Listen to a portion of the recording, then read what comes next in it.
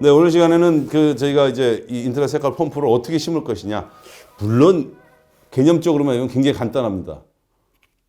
허리 쪽에다가 우리가 우리 마취할 때는 이제 저희가 척추 마취 같은 거 하잖아요. 척추 마취 하면 그 CSF가 나옵니다. CSF가 나오기 때문에 굉장히 어디가 들어가는지 금방 알죠.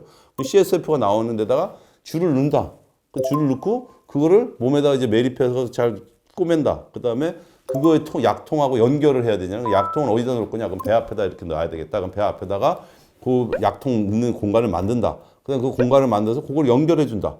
그다음에 약통이 잘 움직이는지 작동하는지 안 되는지 조심조심 한번 작동을 해본다. 끝 이렇게 되는 거죠.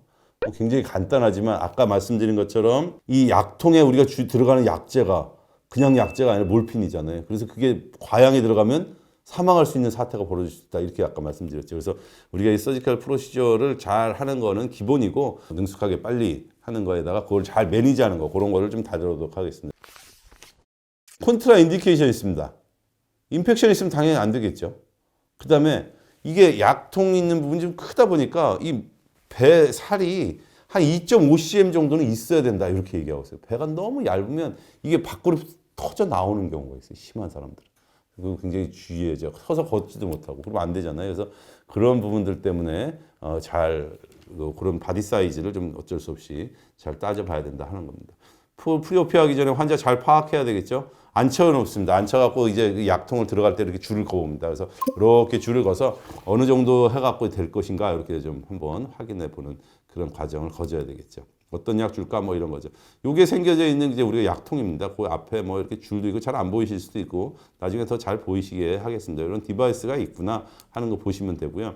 요 안에다 가운데 부분이 이게 약재를 넣는 그런 부분입니다. 그래서 바늘을 떡 꽂아갖고 고무처럼 생겨서 뚝 꽂아갖고 어디 약을 쭉 주입하는 거죠. 그럼 그 안에 펌프 안에 이 자바라 같은 게 있어서 약물이 쭉 통과되는 그런 부분이고 뭐 간단하게 엑스포트라는 데가 있다. 뭐 이름 나중에 얘기하면 알 수 있는 부분들이 있습니다. 그래서 네, 보이시는 것처럼 아래 이렇게 뭔가 이렇게 자바라 같은 물통 같은 게 좀 있잖아요. 그래서 그 물통 같은 데다가 이제 약을 쭉 넣어서 우리가 그 부분이 약통으로 채워지는 거죠. 그래서 어느 정도 되는데 이 약재를 이 안에다 넣으면 이제 가장 단점 중에 하나는 뭐냐면 이 안에 약이 오랫동안 몸속에 있는 거잖아요. 그렇게 되다 보면 그 약재가 조금 변질될 가능성도 있다. 이렇게 지금 판단하는 거예요. 그래서 이게 정확하게 그걸 이제 분석을 아직은 다 돼 있다라고 보지는 않습니다만 거기에 있는 약재를 3개월에 한 번씩 정도는 우리가 다시 자꾸 이렇게 바꿔주려고 하는 그런 부분들이 있고, 요 리저버 부분, 요 부분이 이제 중요한 부분입니다. 그래서 요 부분들의 약재가 어느 정도 들어가 있어야지 약이 갑자기 확 들어가거나 아니면 다른 약재가 확 들어가거나 이렇게 되는 부분에 있어서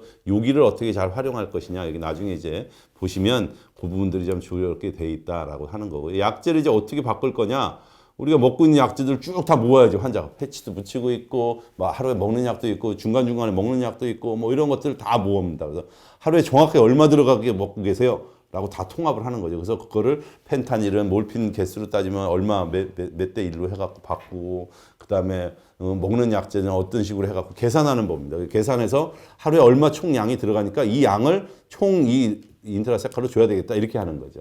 이렇게 주는 계산법을 우리가 다 있으니까 그걸 다 계산해 갖고 하면 될 수 있다 이렇게 생각하면 됩니다. 아까 말씀드린 300mg짜리가 있으면 우리가 원래는 1mg만 주면 된다. 그래서 이런 약재들을 그렇게 쭉 계산해 갖고 주는 법을 간단하게 얘기했고, 쭉 꾸준히 들어가는 것, 그다음에 중간중간 들어가는 거 이거 다 따져 갖고 한 번씩 해결해 봐야 되는데, 처음부터 무조건 몽창 양을 갖다가 처음 하루 먹는 약 다 주는 건 아니고요. 그거에 한 60에서 80%부터 살짝 시작을 해봅니다. 그래서 그 다음부터 조금씩 올려가거나 조정을 해보죠.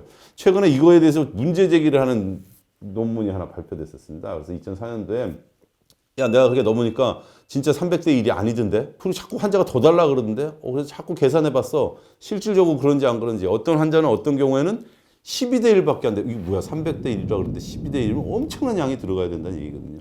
실질적으로 우리가 지금 해보다 보면 환자들 중에서 약간 그 전에 먹던 약재를 분명히 우리가 다 계산해서 그거 좀 해서 한 80% 60% 시작하면 조금 더 주세요. 그래서 조금씩 올라가서 100%그 사람 맞췄는데 좋아요라고 하는 사람 물론 있지만 경우에 따라서는 조금 더 좀 부족해요라고 하는 사람들이 조금 있는 건 사실입니다. 그래서 인트라세칼로 들어가는 부분들은 조금 더 다시 한번 계산해 봐야 되는 거 아니냐라고 좀 생각을 할 수 있죠. 펌프 이제 프리퍼레이션 하는 게 시작입니다. 그래서 이렇게 맨 처음에 이 기계가 어떤 기계냐, 이 사람 몸에 들어갈 거기 때문에 그 일련 번호가 있을 거 아니에요. 그래서 그 일련 번호에 따라서 이 사람이 그 일련 번호를 가진 사람이 되는 거다. 그래서 다 등록할 수 있는 그런 방법을 해보고 이게 제대로 돼 있는 거냐, 패키지 끊기 전에 이렇게 다 이렇게 한번 확인해보는 그런 과정을 겪고 있습니다. 그다음에 안에 있는 물 같은 게 좀 안에 들어가 있을 수 있어요. 그래서 그거를 빈 시린지로 가로 쭉 뽑아냅니다.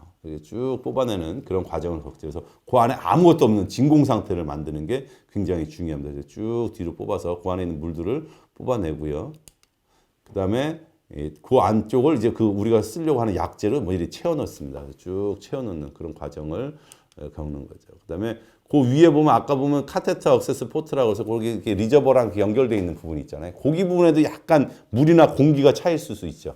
그래서 그게 공기나 이런 게 차서 들어가면 안 되니까 그 부분들을 딱 그 바늘로 해갖고 물을 넣어서 쭉 싸지면 그쪽이 물이 쭉 나오는 게 보입니다. 그 팁으로. 그래서 그 팁을 통해서 거기 이제 에어가 다 빠졌습니다. 그쪽 부분들을 다 셀라인으로 채워 넣었어요. 이렇게 볼 수가 있는 거죠. 그다음에 이제 임플란트를 이제 하게 되겠죠. 그래서 이제 아까 말씀드린 것처럼 이렇게 여러 가지 방법을 쓰는데 여기서 보는 것처럼 에피두랄이 아니라 인트라세칼로 들어가니까 각도를 좀 더 줘서 우리 뭐 당연히 잘 아시는 부분이라고 생각합니다. 그래서 스피너스 프로세스 사이의 공간에서 한 2레벨 아래에서 들어가면서 30도 정도 각도를 들어가서 이제 쭉 들어가면 경막을 뚫는 느낌이 딱 나죠. 그러면 그쪽에서 이제 CSF가 콜콜콜 나오는 양상이 보이면 거기다 이제 카테터를 넣어주게 되는 그런 방법을 쓰는 겁니다. 그래서 그 카테터를 넣어주는 그런 방법들이 이제 쭉 해서 해야 되는데 이 카테터 넣을 때 우리가 좀 주의해야 될 것들은 이따 그림 보면 아시겠습니다만 이제 카테터 넣을 때 주의할 때는 넣었다가 이제 위치가 좀 이상한 것 같은데 또 뺐다가 넣었다가 뺐다 이렇게 하지 말라고 하니 아무래도 그 바늘에 그 카테터가 살짝 걸리기라도 해서 약간이라도 빵꾸가 나면 그쪽으로 물이 질질 셀 수 있다라는 얘기가 되는 거니까 그 부분을 꼭 주의해야 되더라라고 얘기하고 있습니다. 당연히 카테터를 넣으면 그 카테터를 통해서 CSF가 막 흘러나올 거 아니에요. 그럼 CSF가 흘러나오도록 계속 내버려두면 안 되니까 그 부분에 이제 커넥션을 이제 우리가 이제 포셋 같은 걸로 살짝 찝어주죠. 그래서 찝어주면 거기가 좀 찌그러집니다. 약간. 그래서 항상 이 길이를 잘 생각해서 어느 정도 길이 정도에서 찝어주고 그 다음에 그 찝어준 부분을 잘라줘야 돼요. 그래서 그 찌그러진 부분들이 없어져야 나중에 혹시나 약재가 들어갈 때 이렇게 좀 제대로 안 들어가거나 이런 문제들을 해결할 수 있다. 그런 부분들이 있습니다. 그 다음에 이제 그거를 당연히 카테터를 넣었으니까 그거를 몸에다가 이제 고정을 시켜야 되겠잖아요. 그래서 이 고정하는 방식이 이제 앵커라고 이제 우리가 닻을 내리다 이렇게 해서 앵커링이라고 하는데 이런 기구들이 좀 나왔어요. 그래서 그 앵커를 하는 부분에다 파샤에다가 이렇게 딱 앵커할 수 있게 이렇게 슛하는 식으로 만들어져 있습니다. 그래서 이렇게 해갖고 파샤가 이렇게 막 덮어져 있거든요. 근데 분명 이게 이 인트라세칼로 들어가 있으니까 인트라세칼까지 쭉 밀어줘야 되는 거죠. 물론 인트라세칼까지 정막을 뚫는 게 아니고 그 파샤, 그다음 팻 이런 부분들까지 쭉 밀어줍니다. 그래서 위에 보이시는 것처럼 그 안쪽까지 이렇게 해서 이 날개가 안 보이는 그런 부분들까지 쭉 밀어주고 거기 수처 라인이 있으니까 거기를 이제 수처해서 주변에 수처해주면 거기 딱 고정이 이제 되는 거죠. 그래서 이쪽을 벌써 앵커링 벌써 끝난 거예요. 일이 거의 다 끝난 얘기가 되는 겁니다. 그 다음부터는 이제 어디다가 이제 배에다가 어디다 심어야 되잖아요. 그래서 배에다가 그 포켓을 만들어야 이제 옆으로 사람 환자가 이제 옆으로 누워서 그렇게 돼 있기 때문에 옆으로 누워 있는 상태에서 배 쪽에다 아까 그려놨던 위치 잡아서 앉아서 그려놨던 그 부분에다가 저희가 이렇게 줄을 긋고 그다음에 칼을 내서 이제 메스로 째서 이제 그쪽에 서브큐 터널링을 이제 하는 과정을 썼습니다. 이제 그다음에 이제 그 줄이 있으면 그거랑 연결해주는 이제 커넥터라는 게 있습니다. 이제 커넥터를 우리가 볼 때 잘 이제 해야 된다. 이 콜렛이라고 부르는데 그거는 이제 직접 보시면서 해볼 수 있는 그런 부분들이 있습니다. 그래서 양쪽을 잘 해서 또 잘 들어가게 해서 그 부분에 딸깍하는 소리가 나게 하면 이제 연결이 됐다라고 되어 있을 수 있습니다. 그래서 포켓을 만든 다음에 이제 당연히 이제 임플란트 하는 거죠. 임플란트 해서 그 안에다가 하는데 아까도 말씀드렸지만 이건 다시 리필하거나 막 이렇게 돼야 되니까 아까 그 고무판 되어 있는 부분 있잖아요. 가운데 고무판 되어 있는 부분. 그 고무판 되어 있는 부분이 당연히 배 위쪽으로 나와 있어야 되겠죠. 그걸 거꾸로 안쪽에다 거꾸로 심으면 아무리 나중에라도 바늘 실어도 뭐 약재를 다시 저거 할 수 없으니까 그걸 위쪽으로 이렇게 하게 되고 아까 봤던 그 커넥터를 여기다가 이제 정확하게 꽂아서 연결을 시켜주는 방법을 이제 쓰고 그걸 살짝 돌려주게 되어 있습니다. 뭐 앞도미널 포켓도 아까 얘기한 것처럼 2.5 정도 스킨부터 좀 있어야 이게 늘어나거나 이렇게 되지 않고 환자가 걸어다가거나 앉거나 이럴 때 중요하기 때문에 일정 정도 뱃살이 조금 있어야 되고 영 안 되면 조금 더 깊게 파서 들어가야 된다. 너무 스킨에 바짝 붙여갖고 이렇게 열어갖고 넣어갖고는 안 되겠더라 하는 부분들이 좀 있습니다.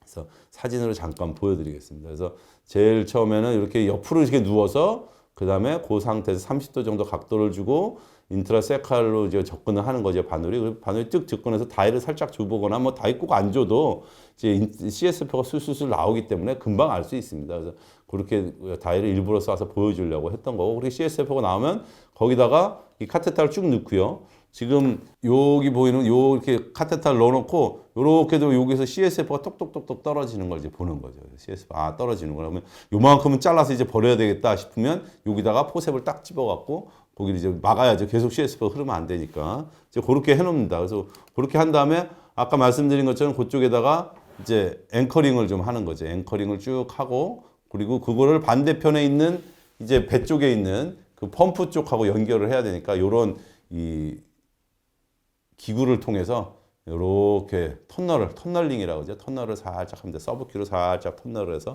그쪽 반대편까지 하고 그 부분에 안에 그 공간이 있으니까 그쪽을 통해서 카테터를 쭉 반대편으로 넘겨주는 거죠.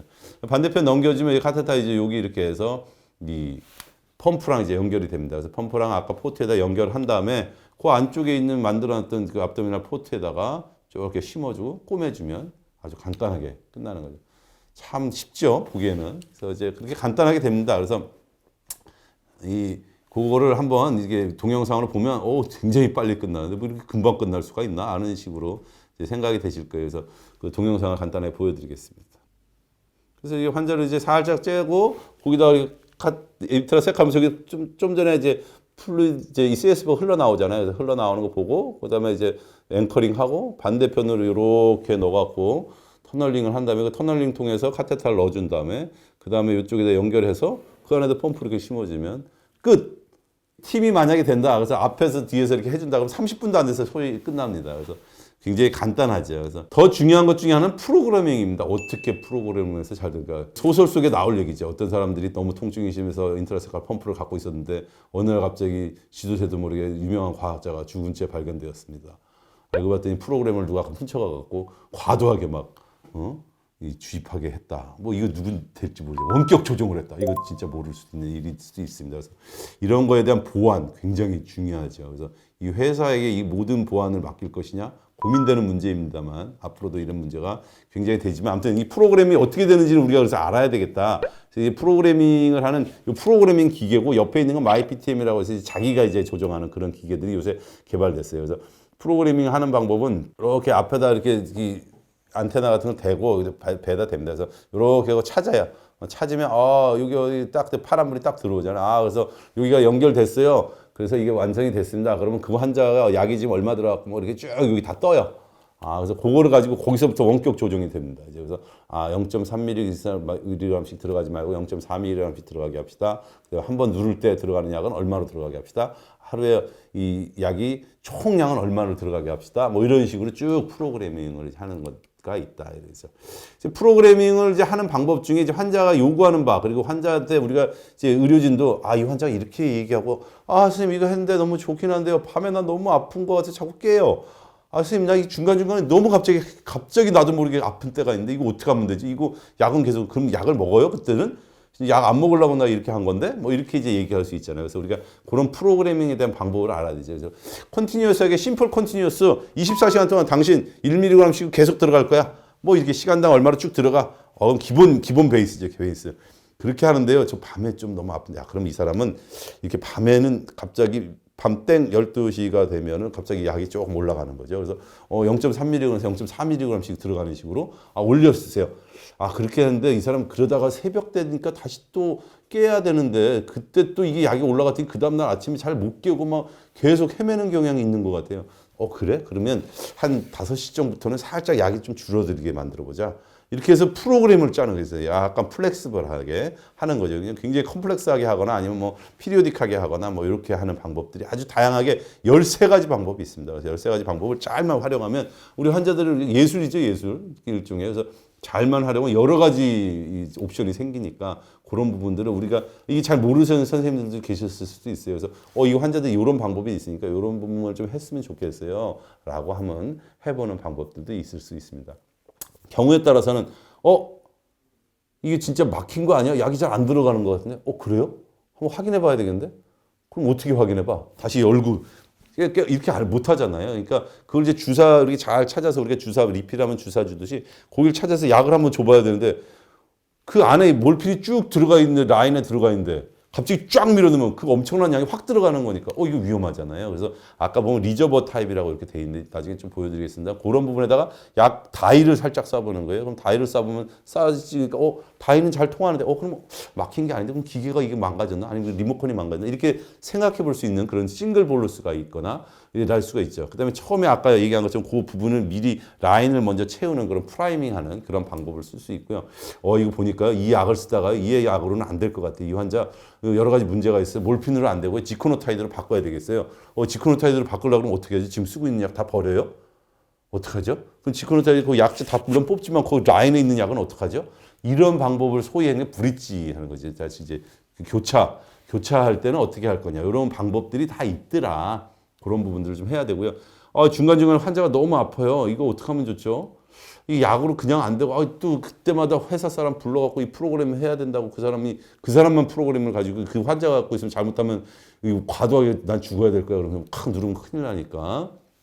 그러면 어떡하죠? 그래서 최근에 이제 PCA처럼 환자들 수술하고 나면 환자들이 자기가 눌러라 이렇게 하는 PCA처럼 이런 거 MyPTM, 페이션트 세라피 매니저 같은 게 만들어졌어요. 그래서 그런 부분들이 만들어져서 그거를 활용할 수 있게 물론 어느 정도의 제한적인 게 부분들이 있어서 그렇게 되겠죠. 그래서 이게 스페셜하게 볼루스를 줄 때는 그렇게 해서 하는 방법들이 있어요. 그래서 이렇게 우리가 이 줄이 이렇게 연결되어 있다. 그럼 그 아까 얘기한 데는 액티브 커넥터 포트가 있다 그랬잖아요. 그 포트 있는 부분에서 약재들을 조금 뽑아요. 그럼 그만큼만 살짝 뽑아지는 거예요. 살짝 뽑은 다음에 거기 부분으로만 약이 갈 수 있게 하는 방법이 있다 이거죠. 그래서 그 부분에다가 다이 같은 걸 쏴서 다이를 쭉 밀어주면 그 부분들만 쭉 다이가 간다는 거죠. 그래서 다이가 쭉 가서 이게 지금 막히지 않은 것 같은데요. 현재로 볼 때는. 근데 왜 막힌 것처럼 되죠? 이거 하니까 다이가 안 들어가는데 여기 어딘가가 막힌 것 같아요. 문제가 있는 것 같아요. 이거 다시 교체를 해야 될 것 같아요. 이렇게 진단을 내려볼 수 있는 그런 방법이 있다라는 거죠. 그래서 이제 그런 방법들을 우리가 쓰는 것을 이제 리저버나 이런 부분을 너무 이제 제외하고 그러니까 우리가 약통에서 나오는 그 부분들을 배제하고 요 라인에 있는 부분들을만 쭉 빼서 그 부분에다 다시 약재를 넣을 수 있는 그런 방법을 쓸 수 있는 그런 부분들이 있다. 이런 것들이 준 방법입니다. 그래서 이제 브릿지 같은 경우 이제 뭐 천천히 흐르다가 빨리 흐르거나 이런 식으로 좀 하게 되는 부분들을 우리가 할 때는 아까 본 것처럼 그 리저버 있는 부분들까지도 어떻게 다 나중에 계산을 좀 해야 되는 거니까 거기다 약재를 쭉 다시 다 원래 쓰던 약재들 충분히 뽑았어. 근데 그 리저버하고 그다음에 커넥터하고 라인에 있는 약재들이 충분히 있으니까 그 부분들을 나중에 이 프로그램에서 계산을 하는 거예요. 그래서 요 부분에 지금 남아 있는 게 얼마 남아 있어요. 그러니까 그거 들어갈 때는 천천히 속도가 가다가 이제 내가 이거 줄 때는 요 원래 약 내가 진짜 다시 바꿔준 약 요거 줄 때는 어떻게 다시 들어가게 해주세요 하고 여기 브릿지 볼루스라고 하는 부분을 딱 눌러서 그렇게 프로그래밍을 하면 그렇게 들어갈 수 있더라. 라고 하는 부분들이 있다. 그래서 이렇게 프로그램을 하면 되는구나 하는 것을 우리가 할 수 있다라는 거죠. 거기다 플러스 이제 마이 PTM이라는 것들을 만들어서 환자가 조금 이렇게 할 수 있는 그 기계를 하나 준 거예요. 그래서 아주 복잡하지 않습니다. 나 너무 아플 때 이거 누르면 조금 볼루스가 이 정도 약이 쭉 좀 더 들어갔으면 좋겠어요. 그러면 일시적으로 우리 주사 맞듯이 그렇게 좀 더 좋아지지 않을까요? 이게 왜냐하면 환자들이 브렉스로 페인이라서 갑자기 중간중간에 확 아픈 그런 경향들이 있기 때문에 이런 것들을 잡기 위해서 이런 걸 쓴다. 논문에서 나온 것처럼 굉장히 언프레딕터블한 플럭추에이션이 있는 환자들한테 요거를 쓰니까 너무 효과적이더라. 그래서 요새는 요거를 환자들한테 꼭 지급해주고 잘 조절해 보세요. 그래서 그걸 잘 계산해서 나중에 중간중간에 누르는 시간이 너무 많아. 그러면 기본적 양이 좀 적은 거야. 그러니까 기본적 양을 좀 올려. 뭐 이렇게 우리가 계산을 좀 해볼 수 있다. 그래서 베이스라인 도즈에다가 플렉스 모드를 써서 주기적으로 잘 하는데 중간중간에 갑자기 아파요. 그러면 이거를 줘서 그렇게 해서 볼루스 도징을 할 수 있도록 옵티마이제이션 하는 것 하나의 잘하면 환자의 통증을 여러 가지 방법으로 조절을 할 수 있다. 리필하는 거 아까 말씀드린 것처럼 그 환자 여기 잘 찾아야 돼요. 그래서 잘 찾아서 가운데 부분에 거기 부분이구나. 고기를 피부에서 잘 만져갖고 고기를 잘 소독한 다음에 바늘을 떡 넣어서 거기 있는 약재들을 쭉 다 뽑아내서 약이 완전히 비어질 때까지 쭉 다 뽑아낸 다음에 다시 이제 그 다음에 새로운 약재를 심어야 된다 이런 얘기입니다. 과연 효과적이냐? 인터넷 색깔 펌프 효과적이죠. 그러니까 지금 우리 하고 있죠. 그래서 2002년도에 이제 암성 통증 환자들 2,202명을 이게 랜더마이제이션 한다는 게 좀 쉽지 않은데 그래서 이렇게 펌프를 심은 그룹하고 그렇지 않은 식으로 거의 100명씩 나눠갖고 한 4주 정도씩 이렇게 팔로우업 해봤더니 무려 84.5%의 환자들이 굉장히 효과가 있어요. 난 좋아였어요. 그래서 이 소위 기본적으로 우리가 막 약 먹이고 막 이렇게 주사 주고 이런 환자 컨저버티브하게 컨벤셔널하게 한 그런 환자들에 비해서는 확실히 효과가 있구나. 이렇게 한다면 부작용도 적고 여러 가지 좋지 않을까 이렇게 생각을 하는 거죠. 부작용 부분이 굉장히 중요한데 이제 이 약제에 의한 부분에 의한 부작용들이 상당히 호전되고 심지어는 서바이벌 레이트까지도 올렸다 이런 얘기가 있는데 이거에 대해서는 아직 설왕설래가 있고 저도 이런 부분에도 굉장히 관심이 있어서 이런 환자들에서 통증을 제대로 잘만 조절해주면 훨씬 더 서바이벌 레이트가 올라갈 수 있지 않겠느냐라고 이제 생각하고 있는 부분들이 있어서 저희도 좀 더 큰 규모로서 빅데이터를 가지고 그런 연구를 좀 해야 되겠다 이렇게 생각을 하고 있습니다. 이 연구에서 가장 중요한 법 중에 하나는 여러 가지 있는 이 사이드 이펙트가 상당히 줄었다라는 것이 굉장히 중요합니다. 약제를 주고 나서 나 졸려요. 너무 어지러워요. 나 이 약 먹으면 도저히 뭐 무슨 얘기를 할 수도 없고 정신이 하나도 없어요. 라고 했던 여러 가지 부분들. 보미팅하는 것. 막 간지러워요. 이런 부분들이 상당히 호전되었다라는 부분에서 이 약제를 쓰면 여러 가지 도움이 될 수 있겠구나라는 것들이고 암성 통증으로 굉장히 고생하시는 환자들이라든지 여러 가지 통증으로 고생하시는 환자들한테 굉장히 도움이 될 수 있다라고 생각을 하는 거죠. 이 연구들이 이 소위 얘기해서 이런 식의 연구들이 나오는 연구들이 굉장히 없어서 최근까지 좀 고민을 하고 여러 가지 논문을 찾아봤는데 그런 논문들이 거의 없어서 좀 어려웠었는데 다행히 올해 ANA 이제 이런 게 나왔었습니다. 그래서 쭉 이제 2013년부터 2017년도까지 무려 1,311명이라는 환자들을 대규모 환자들을 쭉 추적 관찰해서 그 중에 마지막까지 87%의 1,141명을 환자들 이제 확인했다 이거. 그래서 정말 효과가 있느냐? 라는 부분들을 확인했다는 거죠. 그래서 봤더니 실질적으로 6개월 그리고 12개월 동안 상당히 통증의 호전이 있었고 여러 가지 행동 이제 QOL이라고 하는 퀄리티 오브 라이프 자체가 또 굉장히 호전되는 양상이 있었어요. 결과적으로 IDTS는 세이프하고 이펙티브한 세라피틱 모델이 될 수 있다라고 하는 겁니다. 물론 컴플리케이션이 있습니다. 당연히 있겠죠. 수술하다 생기는 컴플리케이션이 있습니다. 기계 자체가 만들어지는 컴플리케이션입니다. 약제에 대한 컴플리케이션 있을 수 있습니다. 몰핀이나 지코노타이드가 그래서 그거에 비해서는 좀 낫다 이런 얘기인데요. 결국 이게 약간 온도가 올라가면요. 37도 이상 막 열이 난다. 그럼 이게 약간 조금 더 빨리 들어가는 경향이 좀 있는 것 같아요. 흡수가 좀 빠른 것 같아요. 이런 경향이 있습니다. 그래서 환자가 체온이 너무 높다 그럴 때는 좀 조심해야 되겠다라고 하는 부분이 있고요. 강직에 쓰인 바클로펜, 그거 굉장히 문제가 있는 경우죠. 레스피레이터리 디프레션이나 시저라든지 이런 부분들이 있을 수 있으니까 고민해야 되겠다. 수술하다고 나서 뭐 서브 아라카노이드에 해머리지 생길 수가 있으니까 그런 부분들을 환자들이 중간 혹시나 갑자기 다리가 안 움직여 그럼 이게 들어가 있는 줄이 스파이널 코드에서 문제가 생기거나 거기 블리딩이 나서 그걸 좀 문제가 생길 수 있구나 이런 것들도 있을 수 있습니다. 97년도에 FDA가 워닝을 했는데 카테터 팁이 있으면 그 안에 뭐가 이물질이 있으니까 거기에 뭐가 쌓인다는 거예요, 잘못하면. 그래서 우리가 그 속도를 너무 늦춰줘 갖고 너무 천천히 들어가면 거기에 정체가 돼서 마치 우리 관상 동맥에 협착이 생기듯이 이런 식으로 협착이 생겨서 이런 그래뉼로마가 생기는 경우가 있어서 약제가 갑자기 안 들어가거나 막 이렇게 되는 경우들도 있더라. 일부러 살살 아까 얘기한 것처럼 싱글 볼루스 같은 식으로 살살 뚫어주는 방법도 쓰기도 하고요. 안 되면 카테터 팁을 바꿔줘야 되는 그런 경우들도 있고 지코노타이드 같은 경우는 이런 거가 생기는 경우가 좀 적어요 라고 하는 그런 보고들도 있어서 그런 부분들을 쓸 수 있습니다. 이게 아주 전형적으로 TV에 거기에서 그래뉼로마가 생겼던 저희가 했던 그런 사례였고요. 이렇게 킹킹 되는 경우들도 있고요. 이게 빵꾸가 나는 경우들도 있습니다. 당연히 황당한 경우들이 있는 거죠. 브로큰 돼 갖고 이런 식으로 부러져 갖고 생기는 경우들도 있습니다. 그래서 이제 결과적으로 이런 부분들은 다 있을 수 있지만 우리가 팀이 돼서 결과적으로 열심히 해갖고 파트너가 되고 환자들한테도 이런 부분을 자꾸 얘기해 주세요. 그리고 꼭 눌러지는 걸 잘 보고해 주세요. 그러면 저희가 그걸 쭉 통합해서 그걸 가지고 저희가 어떻게 방법을 바꿔서 매니징 해보면 더 좋아질 수 있습니다. 먹는 약을 줄이고 이런 부분들 더 해보세요. 이런 것들을 잘 해볼 수 있다. 환자들한테 가장 중요한 건 레스피레이터리 디프레션 같은 게 생기는 게 굉장히 큰 이슈이기 때문에 그런 부분을 관계를 잘 봐야 된다라는 얘기입니다.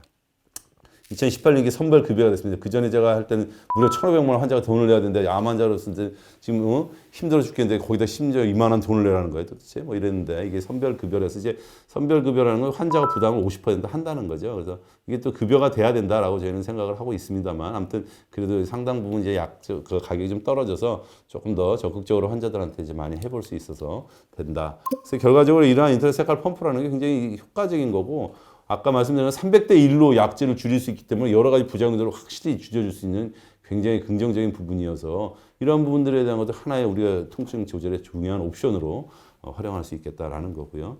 현재는 에비던스는 레벨 2 정도로 이제 보고 있고 굉장히 다양한 기계적인 부분들이 있고 기술적인 부분들이 있어서 이런 것들이 조금 발전할수록 점점점 좋아질 수 있고 할 수 있지 않겠느냐 저희는 생각을 하고 있고 이런 부분들을 우리가 적극적으로 활용하는 것들도 우리 통증 환자들 또 암 환자들에 대해서 여러 가지 도움을 줄 수 있는 그런 방법이 아니겠느냐 개인적으로 그렇게 생각하고 있습니다. 감사합니다.